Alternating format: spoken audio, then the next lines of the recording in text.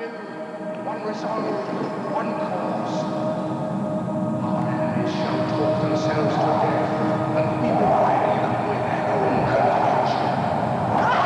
We shall prevail. Por alguna razón, puedo suponer que por la incertidumbre que nos genera el futuro ante el caótico transcurso del tiempo y nuestra incapacidad de poder divisar horizontes claros en un mundo dominado por las subjetividades, nos encantan las historias distópicas. Desde una novela hasta los videojuegos, pasando por el cine, los cómics, el manga y la animación, existen cientos de representaciones ficticias de sociedades indeseables. Algunas más pesimistas, otras no tanto, pero todas comparten la misma intencionalidad: presentarnos realidades posibles para que tomemos conciencia de lo que puede pasar si avanzamos en una determinada dirección. Y no estamos hablando de cosas que estén buenas. Pero dos de estas consiguieron resaltar por sobre todas las demás, principalmente por aquellos que pretenden establecer paralelismos entre estas distopías y nuestro presente de cara a un futuro que casi de forma unánime es bastante desalentadora para ambos grupos. Hay temas de los que pensé que me iba a poder escapar, pero el soviet opina que no y me trajeron esta temática para hablar en un video. 1984 versus Un Mundo Feliz versus 1984.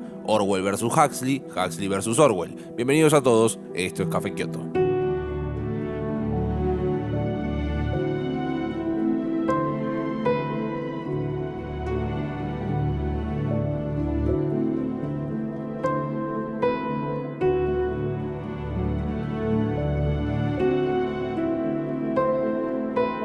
Para entender el porqué de esta dualidad y por qué no cualquier otra pareja, creo que es necesario hablar sobre un tema específico, y de paso, para darle mi toque personal, vamos a arrancar hablando de la Guerra Fría. En 1984, pero en el de la vida real, Ronald Reagan fue reelegido presidente de los Estados Unidos por el Partido Republicano, ganando en 49 de los 50 estados, 525 de los 538 votos del colegio electoral. Se producía la segunda elección más desigual de la historia moderna de los Estados Unidos desde que ganó Franklin D. Roosevelt, igualando la victoria de Nixon 12 años atrás. Los demócratas insistían con el desarme nuclear y atraer a la Unión Soviética, igualdad entre los hombres y las mujeres, el beneficio de las minorías étnicas o sociales y reducir el déficit presupuestal, rechazando el aumento de los gastos estatales en armamento. Pero, por su parte, el republicano Reagan sacó una publicidad donde ponían un oso pardo mientras destacaban que no había ninguna certeza de que el animal sea pacífico o agresivo en su hábitat natural, refiriéndose a la Unión Soviética, por supuesto. ¿Acaso este superclásico literario comenzó con la Reaganomanía? Por supuesto que no, lleva décadas, pero el trayecto final de la Guerra Fría le daría el último empujón para que este debate llegue a nuestros días con esta fuerza tan característica del enfrentamiento entre dos figuras antagónicas de intereses contrapuestos. Y por esta razón me atrevo a decir, sin equivocarme, que muchísimas personas malinterpretaron la obra con la que voy a arrancar este análisis. 1984 se volvió una lectura de cabecera para muchos sectores del liberalismo, como una crítica literal al socialismo y sus supuestas oscuras tendencias totalitarias, lo cual está mal. La publicidad de Apple, dirigida por Ridley Scott, con la que abrí este video, busca reflejar esto: una dictadura estalinista puesta en jaque por un atleta olímpico que le revolea una masa a una pantalla que transmite propaganda. Pero, ¿cómo 1984 iba a ser como 1984 si Stalin se había muerto en el 53 y hacía 20 años que la URSS se había alejado de este modelo distópico de control social? Bueno, vamos a hablar de eso.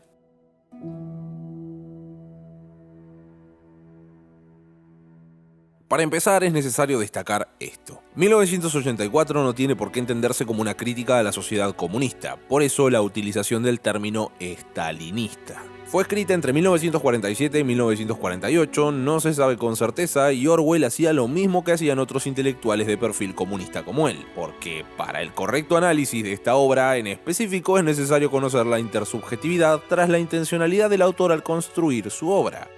Orwell era marxista. Pero a diferencia de otros autores como Sartre, que defendían a la URSS como la verdadera patria socialista marxista, Orwell en ella veía una sociedad distópica y cómo estaba tan interesada en el control y el poder de privar las libertades de los individuos. Orwell era un militante trotskista y en su obra denuncia estos modelos de Gran Hermano escondidos detrás de toda la parafernalia iconográfica de la revolución. La vida cotidiana en la URSS era bombardeada por esta marca ideológica y política. Hay referencias al partido en todas las calles, las bibliotecas, el subte y cualquier otro lugar público. El problema de tanta cartelería y centralización del poder, y perdón por el francés, es que es muy fácil identificar a quién se tiene que hacer responsable por las cagadas. Y así fue como esta represión estalinista se fue transfiriendo lógicamente al comunismo, dejando al capitalismo como única promesa de libertad ante tanto autoritarismo. Orwell creía que la humanidad se enfrentaba a un estado de guerra permanente y a un control mental totalitario, la imagen de la bota aplastando cabezas. Esto aportó al mito profético que rodea su obra con algunas innovaciones tecnológicas, pero 1984 es en realidad una profundización en sociedades totalitarias que ya existían. No tenía pretensiones proféticas profundas. Incluso peleó en la Guerra Civil Española del lado de la milicia trotskista para, y en sus propias palabras, matar fascistas porque alguien debe hacerlo. Pero la crueldad con la que la facción soviética reprimió a los grupos republicanos y cómo mentían y mataban a sus propios aliados, lo desencantaron al punto de darle las razones suficientes para dedicarle su obra sencillamente a los totalitarismos. Después de la muerte de Stalin, la URSS entró en un periodo de desestalinización del que ya hablé en otro video, pero de lo que muchos de los que leyeron 1984 no están al tanto. Poco a poco se fueron disolviendo las características autoritarias, teniendo un acercamiento a los Estados Unidos, y para cuando Apple sacó la publicidad de la Macintosh, la URSS estaba lejos, pero muy lejos de la distopía que inspiró la obra de Orwell. Podemos decir que, desde esta perspectiva, el autor pudo predecir cómo los totalitarismos iban a significar la caída de la Unión Soviética, pero 1984 no fue como 1984 y esto no lo podemos negar, por lo que la distopía del libro nunca consiguió materializarse. Lo que sí puedo rescatar, y que también significó un aumento en las ventas del libro en los últimos años, es en la fuerza que cobró una de las exigencias centrales del partido en el libro de Orwell: rechaza la evidencia de tus ojos y oídos, léase Trump y la mentira emotiva como un pequeño disparador. El mundo no se divide en tres superestados totalitarios como en el libro, sino que vivimos en una época de surgimiento de hombres fuertes, dictadores, antisemitas, mentirosos de Estado, fake news y reaccionarios. Estas sí son las profecías de Orwell que se cumplieron y poco tienen que ver con una superpotencia que dejó de existir hace 30 años.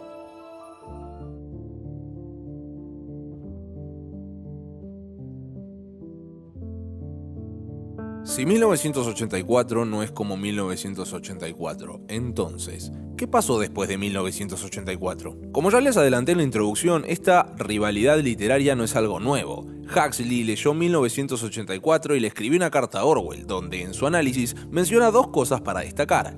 Los poderosos compartían la admiración por el Marqués de Sade, un sadismo que ha sido llevado a su conclusión lógica al ir más allá del sexo, denegándolo. Yo creo que la oligarquía dirigente encontrará formas menos arduas e ineficaces de gobernar y satisfacer sus ansias de poder. Lo segundo es de lo que ya hablamos hasta ahora. Orwell estaba más preocupado por los totalitarismos y la Guerra Fría que por el futuro mismo. Tengo la sensación de que la pesadilla de 1984 está destinada a modularse en un mundo atormentado como el que yo imaginé en un mundo feliz. Huxley creía que su obra, pese a haber sido escrita en 1932, bastante tiempo antes, era una continuación lógica para 1984. Por eso le recalca a Orwell que tenían que tener en cuenta la hipnosis y los barbitúricos en la configuración de una sociedad dócil que dependa más de la zanahoria que del palo, de un método de control menos tangible, pero mucho más efectivo. Cuando la lógica del nuevo capitalismo ya se había sentado, en 1978, junto con la publicación del libro Microfísica del Poder, el gran Michel Foucault ya nos advertía de que la eficacia de la ley radica en su disimulación,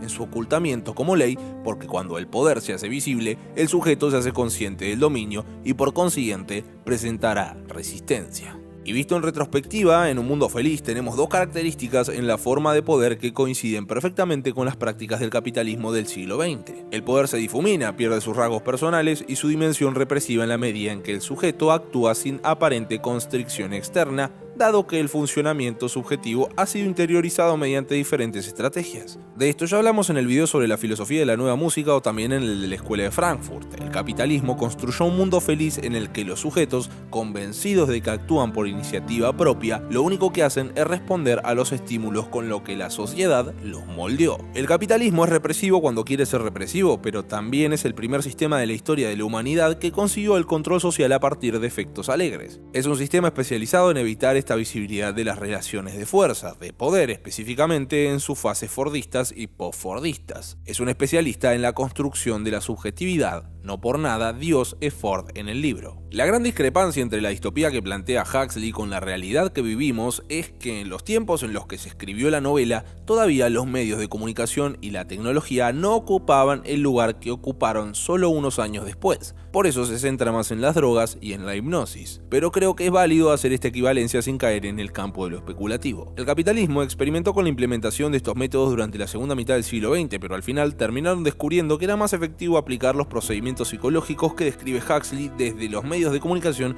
y directamente producir la subjetividad o manufacturar el consenso. En la época fordista del capitalismo, el consumo se convierte en el instrumento de la construcción del deseo de los sujetos, un deseo transitivo que la dirige hacia los objetos externos que deben colmar nuestra dicha, y si el objeto no puede cumplir nuestros sueños, el problema no es el objeto, el problema son nuestros sueños. A diferencia de la época posfordista del capitalismo, donde sin abandonar la estrategia del consumo, el deseo se vuelve intransitivo y se vuelca en el modelado de la propia subjetividad para moldarse a las demandas del sistema. El capital implementa la construcción del sí, competencia, empleabilidad, coaching, todos colocan la carga en la prueba del sujeto, al que responsabilizan de su éxito y de su fracaso. Así, es muy fácil de responsabilizar al sujeto de características que en realidad son propias del sistema capitalista. Traduciendo, si no conseguís trabajo es por tu falta de aptitudes, si tenés problemas de salud es por culpa de tu dieta o porque no te cuidaste, y si tus proyectos no logran los resultados esperados es porque estás procrastinando. El discurso del capitalismo del siglo XXI va olvidándose de los capitalistas propiamente dichos y se enfoca más en convertir a los sujetos en su propia empresa para que ellos solos se esfuercen en su propia subjetividad en búsqueda del éxito social.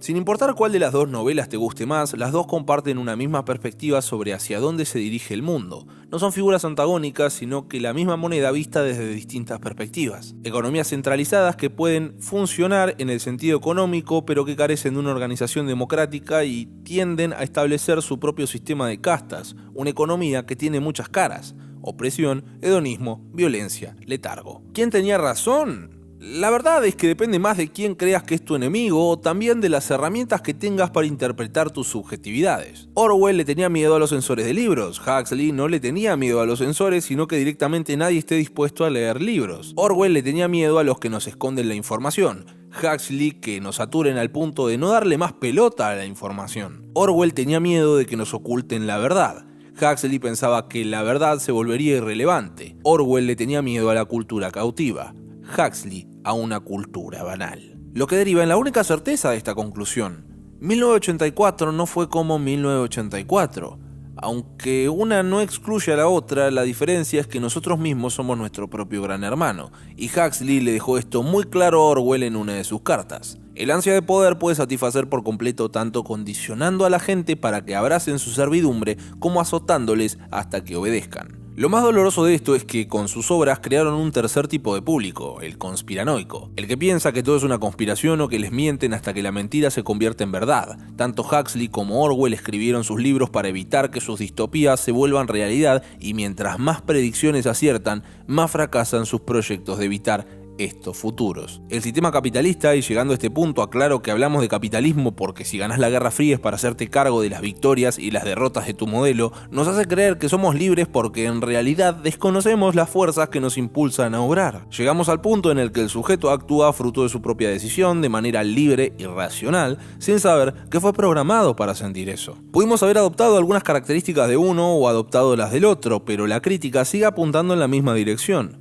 la represión y el control. 1984 es un clásico sobre el totalitarismo estalinista y Un Mundo Feliz es un clásico sobre el totalitarismo fordista. Creo que tanto los autores como todos nosotros debemos coincidir en que simplemente deberían representar esto, y que no está bueno que podamos encontrarles nuevas lecturas.